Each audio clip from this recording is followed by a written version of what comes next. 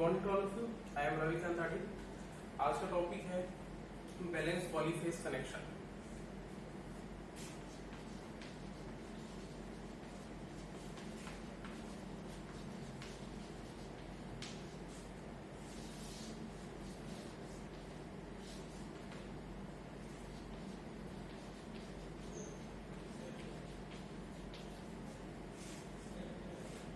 Balance polyphase connection क्या होता है? तो दो टाइप के कनेक्शन होते हैं, एक होता है डेल्टा, दूसरा होता है स्टार। तो बैलेंस का मतलब है जैसे थ्री फेज है तो थ्री फेज में तीनों फेज के इंपीडेंस है वो अगर इक्वल वैल्यू के हैं तब वो कहलाता है बैलेंस। अब पॉलीफेज का मतलब है थ्री फेज, एक से ज्यादा फेज, अपन सिंगल फेज थ्री फेज बोलते हैं, वैसे पॉलीफेज में आता है थ्री फेज, इसमें एक से ज्यादा फेज होते हैं। तो थ्री फेज सिस्टम में मतलब 360 डिवाइड बाई 3 करने से आता है 120 डिग्री। तो थ्री फेज सिस्टम में क्या होता है, आपके जो फेज है, मान लीजिए तीन फेज है आर, वाई और बी, तीनों फेज के बीच में 120 डिग्री का डिस्प्लेसमेंट होता है। ये तीन फेज है, R phase, Y phase, B phase, तो तीनों फेज के बीच में 120 डिग्री का डिस्प्लेसमेंट होता है। तो ये कहलाता है पॉलीफेज सिस्टम। अब बैलेंस मतलब है आर फेज का इंपीडेंस, वाई फेज का इंपीडेंस और बी फेज का इंपीडेंस जब तीनों की वैल्यू इक्वल होगी तब वो कहलाएगी बैलेंस सिस्टम। तो ये जो बैलेंस पॉलीफेज सिस्टम है इसमें दो टाइप के कनेक्शन होते हैं, पहला होता है डेल्टा कनेक्शन और दूसरा होता है स्टार कनेक्शन। डेल्टा कनेक्शन को हम ये हुआ डेल्टा और इसी को बोलते हैं पाई कनेक्शन।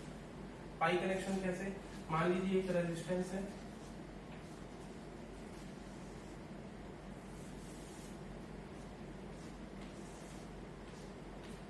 एक कनेक्शन है, इसमें तीन रेजिस्टेंस है R1, R2 और R3, तीन रेजिस्टेंस है। तो इसमें से जो नीचे वाला पॉइंट है, नीचे वाले पार्ट में देखिए यहाँ पर कोई भी रेजिस्टेंस नहीं है, कोई भी रेजिस्टेंस नहीं है मतलब ये शॉर्ट हुआ, शॉर्ट हो मतलब कि ये same point.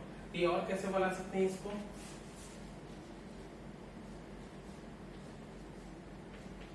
R1, R2, R3, ये ऐसा बन जाएगा इसका सर्किट। नीचे वाला पॉइंट शॉर्ट है तो इसका पॉइंट क्या होगा, सेम होगा। तो R2 और R3 को हम सेम पॉइंट में कनेक्ट कर सकते हैं। तो ये बन गया डेल्टा कनेक्शन। तो डेल्टा कनेक्शन को डेल्टा या फिर पाई दोनों से इसको शो करते हैं। और यहाँ पर देखिए ये पाई की तरह दिख रहा है, ये एक ब्रांच, ये दूसरा ब्रांच, ये तीसरा ब्रांच, तो इसको डेल्टा और पाई कनेक्शन भी बोलते हैं। अब स्टार कनेक्शन, स्टार कनेक्शन को हम टी कनेक्शन और स्टार कनेक्शन दोनों बोलते हैं, क्योंकि स्टार कनेक्शन, स्टार हमारा होता कैसा है, ये एक इम्पीडेंस, ये दूसरा इम्पीडेंस, ये तीसरा इम्पीडेंस, ये तीन रेजिस्टेंस हुए R1, R2 और R3। R1, R2, R3 तीन रेजिस्टेंस है, तीनों स्टार कनेक्टेड है। बीच में वाला जो पॉइंट है ये क्या है आपका न्यूट्रल पॉइंट, तो किसकी तरह दिख रहा है, टी की तरह दिख रहा है। इसको और कैसे बना सकते हैं,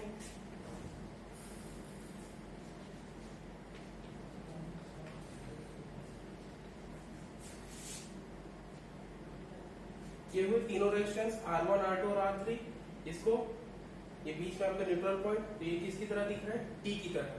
तो स्टार कनेक्शन को हम टी कनेक्शन और वाई कनेक्शन दोनों बोलते हैं। ठीक, तो ये डेल्टा कनेक्शन और ये आपका स्टार कनेक्शन।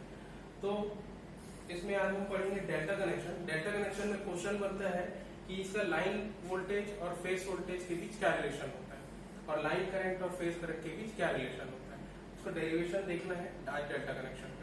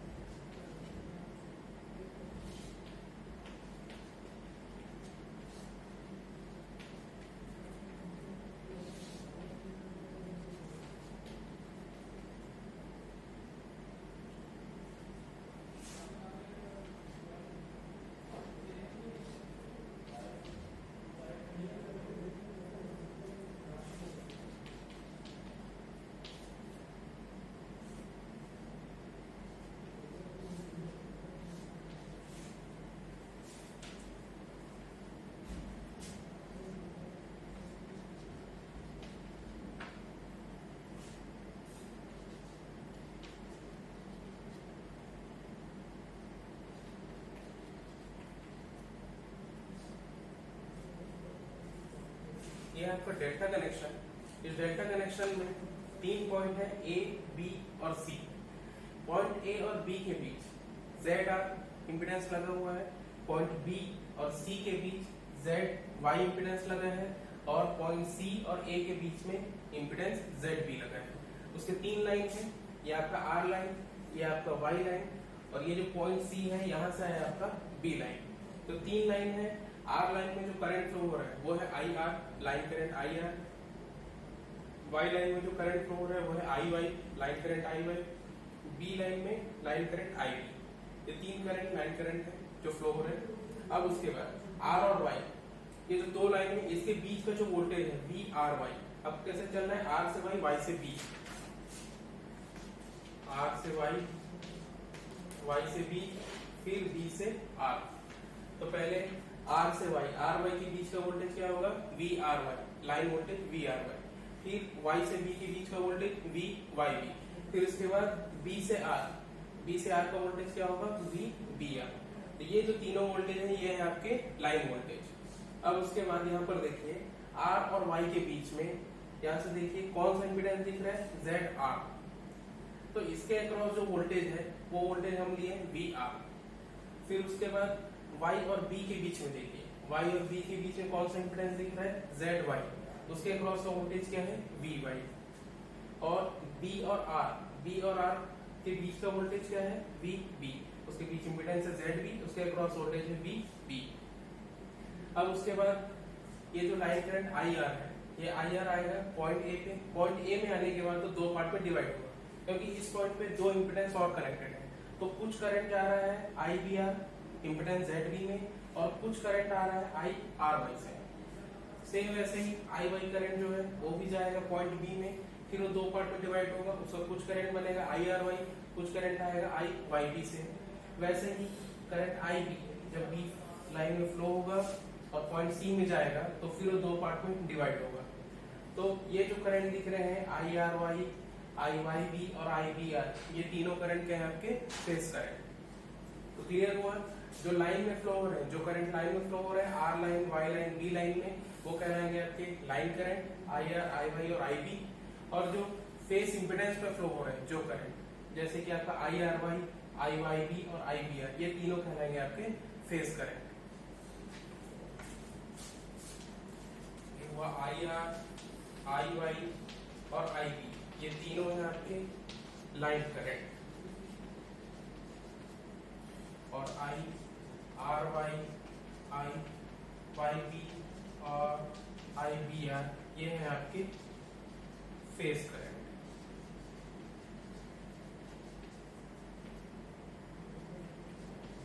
तो करंट का क्लियर है।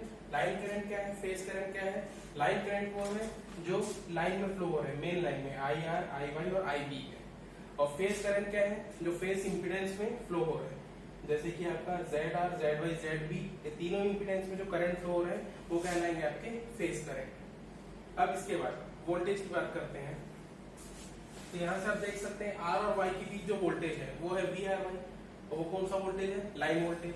तो यही लाइन वोल्टेज जब यहाँ पर जाएंगे आगे तो इस वोल्टेज की इक्वल है VR के, क्योंकि R लाइन में और B लाइन में कहीं पर कोई रेजिस्टेंस या इंपीडेंस नहीं लगा हुआ है, मतलब यहाँ पे कोई भी वोल्टेज ड्रॉप नहीं होगा। मतलब आपका जो लाइन वोल्टेज VRY है वही सेम है फेज वोल्टेज VR के। A और B के बीच जो इंपीडेंस लगा है वो है आपका फेज, तो यहाँ का वोल्टेज क्या कहलाएगा? Phase voltage. तो आपका लाइन वोल्टेज VRY और फेज वोल्टेज VR दोनों क्या है? सेम है। सेम वैसे ही आपका VYB क्या है? आपका लाइन वोल्टेज। ये जो वोल्टेज है ये किसके इक्वल होगा? यहाँ से देखिए पॉइंट B और पॉइंट C के बीच में कौन सा इंपीडेंस है? ZY। तो उसके अक्रॉस जो वोल्टेज है क्या? VY। तो ये आपका फेज वोल्टेज VY और लाइन वोल्टेज VYB, ये दोनों भी क्या रहेंगे? सेम रहेंगे। वैसे ही लाइन B और R के बीच का वोल्टेज क्या है? VBR। तो इसके अक्रॉस कौन सा इंपीडेंस लगा है? B और R के बीच। B में देखिए ये C पॉइंट है और R में देखिए ये A पॉइंट है। तो इसके अक्रॉस जो इंपीडेंस है वो क्या है? ZB, और उसके अक्रॉस का वोल्टेज क्या है? VB। मतलब VB क्या हुआ? आपका फेज वोल्टेज। तो VB फेज वोल्टेज और आपका लाइन वोल्टेज VBR दोनों क्या है? सेम है। मतलब यहाँ से हम देख सकते हैं डेल्टा कनेक्शन में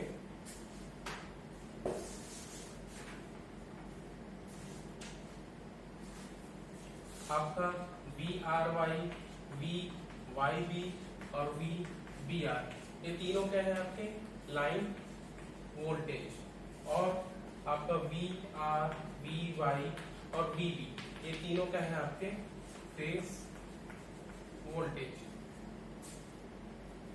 are Y, Y B, B R और V R, V Y, V B, ये क्या है आपके लाइन वोल्टेज और फेज वोल्टेज। तो डायग्राम से क्लियर दिख रहे हैं कि आपका line voltage V L equal to होता है phase voltage V E H.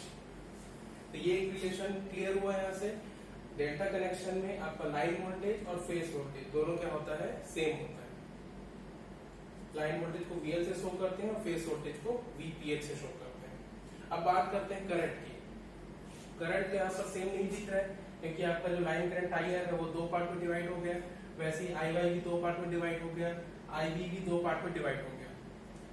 तो इसमें क्या दिख रहा है आपका लाइन करंट और फेज करंट इक्वल नहीं होता, तो इसका रिलेशन हमको निकालना है।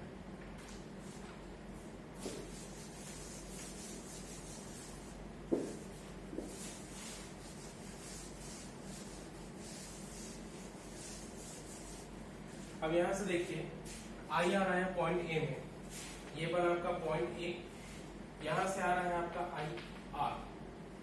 आई आर आया, फिर उसके बाद कुछ करंट जा रहा है फेस ए सी में, ये करंट आया आपका आई बी आर, और कुछ करंट आ रहा है यहां से आई आर वाई से, तो ये हो गया आपका आई आर वाई। क्लियर है? ये आपका आई आर आया, आधा करंट यहाँ गया और कुछ करंट यहाँ से आ रहा है, वो मैं अलग से बना दिया डायग्राम। ये पॉइंट ए है, यहाँ से आई आर आ रहा है, कुछ करंट इधर जा रहा है, कुछ करंट यहाँ से आ रहा है। अब यहाँ पे पॉइंट ए में apply KCL in point A. Point A में केसीएल अप्लाई करेंगे, केसीएल में हम इनकमिंग को माइनस और आउटगोइंग को प्लस लेते हैं।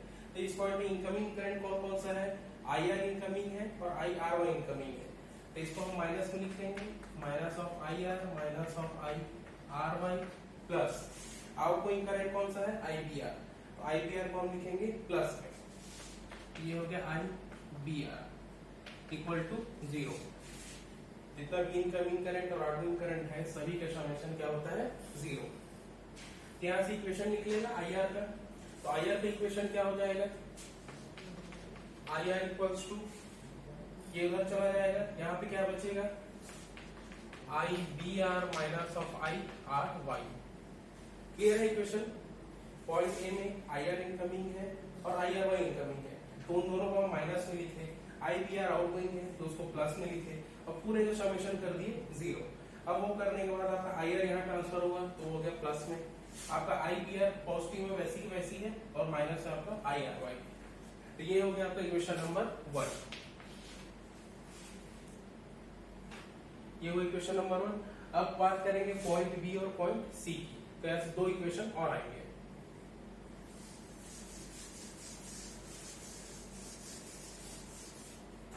ये है आपका पॉइंट बी, इसको ले लेते हैं, ये हुआ आपका पॉइंट बी, यहां से करंट आ रहा है आई वाई, कुछ करंट जा रहा है आई आर वाई में, ये आपका करंट गया आई आर वाई में, और कुछ करंट आ रहा है आई वाई बी।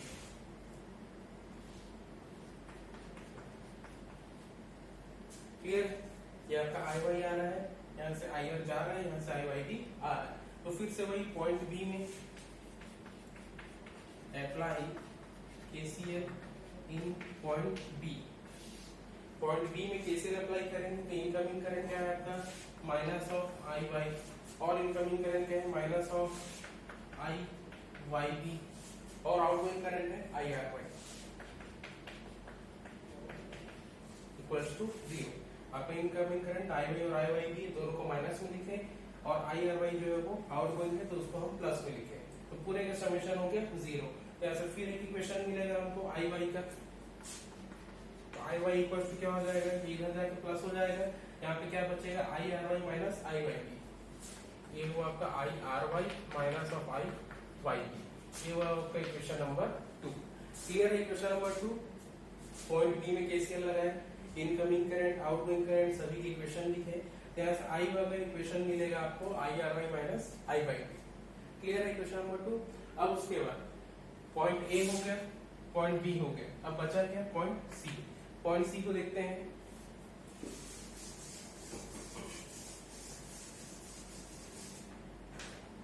पॉइंट सी में कौन सा करंट आ रहा है, आई बी आ रहा है, ये हुआ आपका पॉइंट सी, ये आ रहा है आपका आई बी। और कौन कौन सा करंट आ रहा है, आई बी आर आ रहा है, ये आया आई बी आर। और करंट जा कौन सा रहा है, आई वाई बी, ये करंट जा रहा है आई वाई बी। अब पॉइंट सी में फिर से केसीएल लगाएंगे।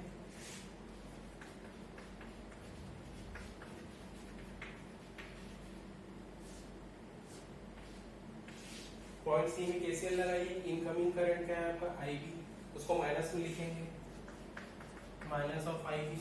और इनकमिंग करंट कौन सा है, आई बी आर, तो ये हो गया minus I B R. Outgoing current क्या है आपका आई वाई बी। दो इनकमिंग करंट माइनस में और एक आउटगोइंग करंट प्लस में। यहाँ से फिर एक इक्वेशन मिलेगा आई बी का, क्या होगा आई बी इधर आगे हो गया प्लस, बचा क्या I Y B minus I B R, ये हो गया I Y B minus of I B R, equation number 3।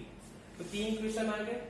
सभी करंट देखिए एक बार पॉजिटिव में है, तो एक बार आई बी आर प्लस में है, यहाँ पे आई बी आर माइनस में है, यहाँ पे आई आर वाई माइनस में है, यहाँ पे आई आर वाई प्लस में है, यहाँ पर आई वाई बी माइनस में है, यहाँ पे आई वाई बी प्लस में है।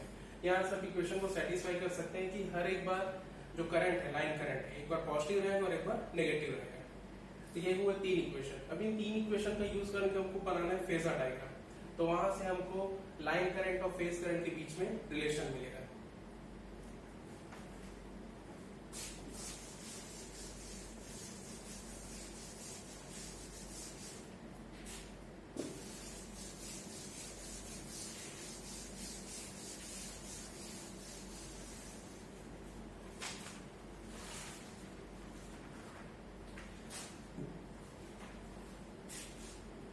सबसे पहले जितने भी लाइन करंट है उसको हम लेंगे रेफरेंस।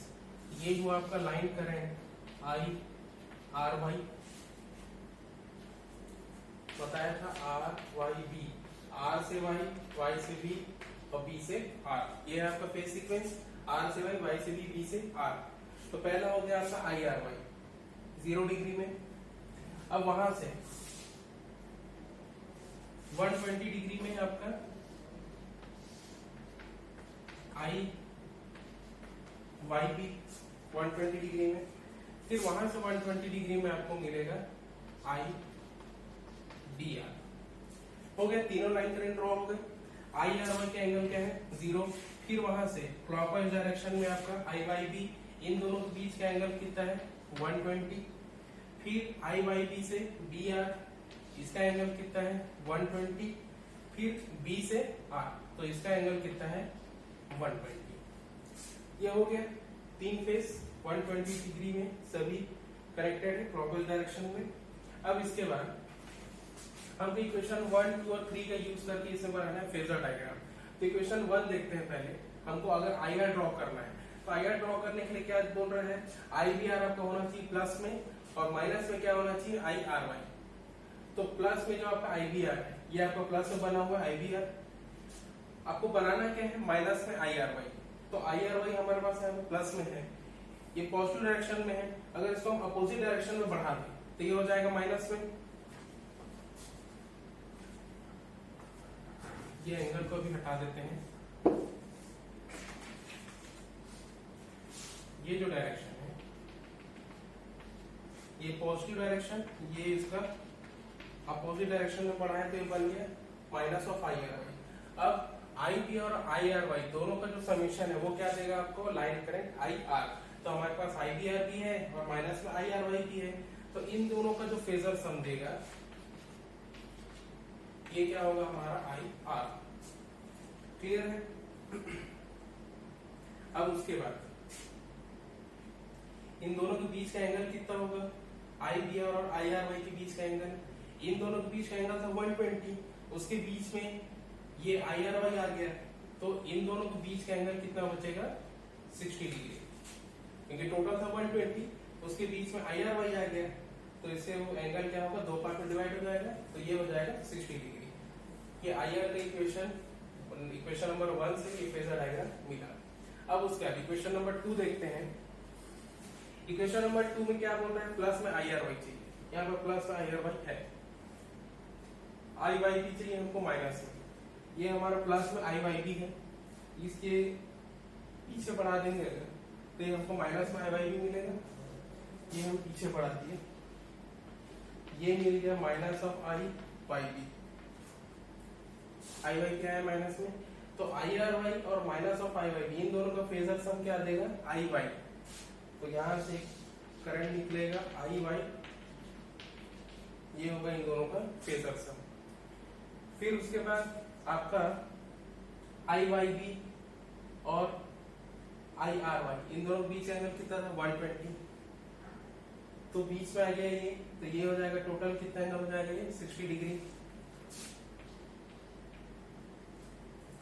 तो आई वाई भी बन गया और आई आर भी बन गया। अब हमको बनाना है आई बी। आई बी के लिए क्या चाहिए हमको, प्लस में आई वाई बी चाहिए, तो प्लस में आई वाई बी हमारे पास है, माइनस में हमको क्या चाहिए, आई बी आर, माइनस में आई बी आर, ये प्लस में आई बी आर है, इसको पीछे बढ़ा देंगे तो मिल जाएगा माइनस में, इसको पीछे बढ़ा देते हैं, minus of I B R. तो इन दोनों का जो फेजर सम मिलेगा वो क्या होगा हमारा, आई बी। अब उसके बाद आई आर वाई और आई वाई बी दोनों के बीच एंगल कितना था, 120, उसके बीच में हमारा क्या आ गया है, आई बी आर, तो 60-60 हो गया, तो आई बी आर और आई वाई बी के बीच का एंगल कितना हो जाएगा, 60 डिग्री।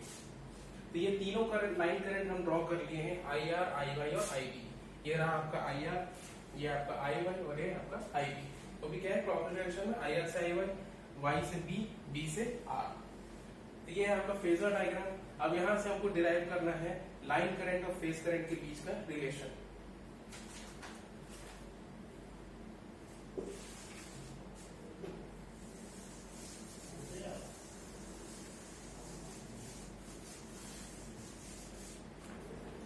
तो कोई भी एक करंट को लीजिए, आई आर हो या आई वाई हो या आई बी, कोई भी एक लाइन करंट को लीजिए।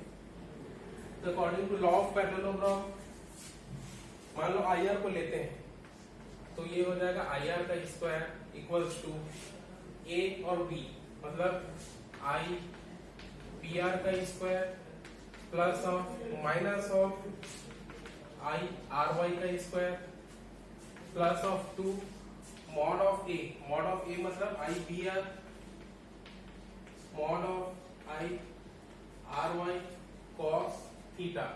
ये बनेगा आपका फॉर्मूला। तो यहाँ पे स्क्वायर करेंगे, ये हो जाएगा आई बी आर का स्क्वायर, ये माइनस में है तो स्क्वायर करने से हो जाएगा प्लस में, और यहाँ पर भी आई आर वाई माइनस में, तो मॉड करेंगे तो हो जाएगा प्लस में।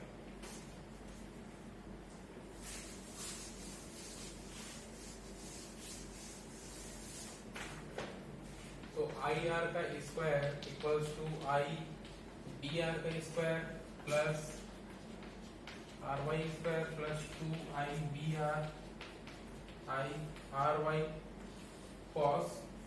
अब आई बी आर और आई आर वाई दोनों के बीच का एंगल कितना था, 60 डिग्री।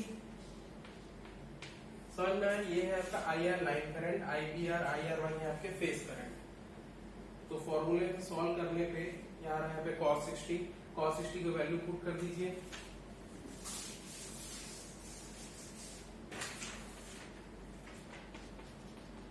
आई आर का square equal to I B R का square plus I R Y का square plus 2 I B R I R Y. cos 60 होता है 1/2, तो 2 और 2 हो गया कैंसल। अब इसके बाद हमको पता है कि आई आर हमारा क्या है, लाइन करंट, और आई बी आर और आई आर वाई हमारा है फेज करंट। ये जो आई आर है आपका लाइन करंट था, ये ऐसा आपका डायग्राम था, ऐसा डायग्राम था, यहाँ पर आई आर आ रहा था, यहाँ पर आई बी आर था और यहाँ पर आई वाई आर था। ये डायग्राम था, इसमें आई आर क्या था आपका लाइन करंट, और आई बी आर और आई आर वाई क्या थे आपके फेज करंट। तो लाइन करंट को IL लिखते हैं और फेज करंट को IPH। तो ये सभी वैल्यू यहाँ पर पुट कर देंगे तो IR का स्क्वायर, IR की जगह क्या पुट करेंगे IL, ये हो जाएगा IL का स्क्वायर इक्वल्स टू IBR की जगह क्या पुट करेंगे IPH, तो उसको लिखेंगे IPH का स्क्वायर प्लस IRY क्या है आपका फेज करंट, तो उसको भी स्क्वायर में लिखेंगे प्लस IPH का स्क्वायर प्लस 2 और 2 कैंसिल हो गया। आपका IBR क्या है फेज करंट और IRY भी क्या है phase current, IPH into IPH, ये IPH का स्क्वायर, ये IPH का स्क्वायर और ये हुआ IPH का स्क्वायर। इसको डायरेक्ट लिख सकते हैं 3 IPH का स्क्वायर, ये हो जाएगा IL का स्क्वायर इक्वल्स टू 3 IPH का स्क्वायर। क्या आया फॉर्मूले से IL square equals to 3 IPH square. अब यहां से IPH इक्वल्स टू क्या हो जाएगा, IL इक्वल्स टू हो जाएगा √3 IPH का स्क्वायर। इस IPH बाहर आएगा, यहां से हमको इक्वेशन मिलेगा IPH equals to IL by √3। ये क्लियर हुआ। आपका फेज करंट और लाइन करंट दोनों के बीच क्या रिलेशन होता है √3 का।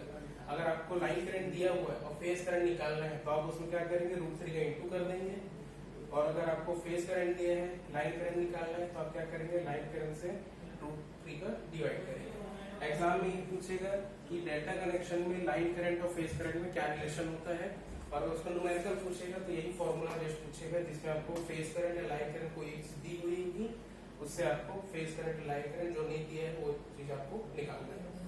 तो ये वो डेल्टा कनेक्शन। नेक्स्ट क्लास में हम पढ़ेंगे इसका स्टार कनेक्शन, उसमें भी सेम यही होगा, फेजर डायग्राम बनाएंगे। अब उसमें जो रिलेशन निकलेगा वो निकलेगा फेज वोल्टेज और लाइन वोल्टेज के बीच। ठीक, थैंक यू।